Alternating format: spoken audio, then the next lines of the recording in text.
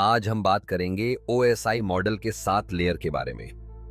OSI यानी open systems interconnection एक ऐसा ढांचा है जो नेटवर्किंग को समझने में मदद करता है। चलिए हर एक लेयर को विस्तार से समझते हैं।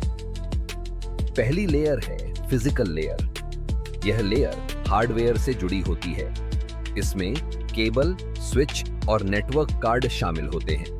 इसका काम डेटा को बाइनरी फॉर्म में ट्रांसफर करना है। जैसे अगर आप अपने कंप्यूटर से किसी दूसरे कंप्यूटर को डेटा भेजते हैं तो यह लेयर उसे इलेक्ट्रिकल सिग्नल में बदल देती है।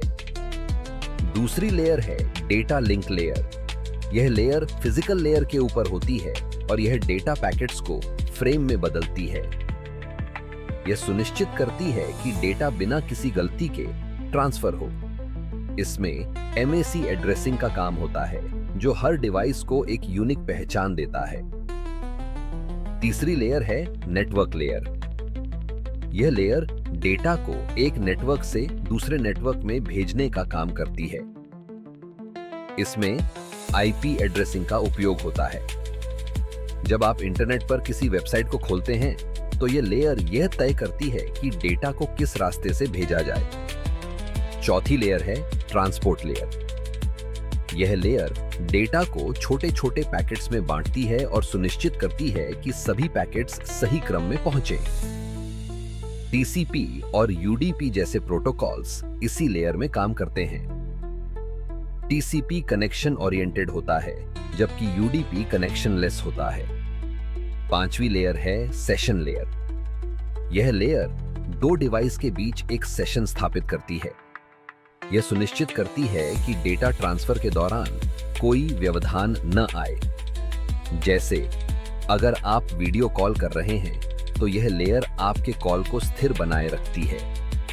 छठी लेयर है प्रेजेंटेशन लेयर। यह लेयर डेटा को एक फॉर्मेट में बदलती है ताकि रिसीवर उसे समझ सके। यह एन्क्रिप्शन और डिक्रिप्शन का काम भी करती है।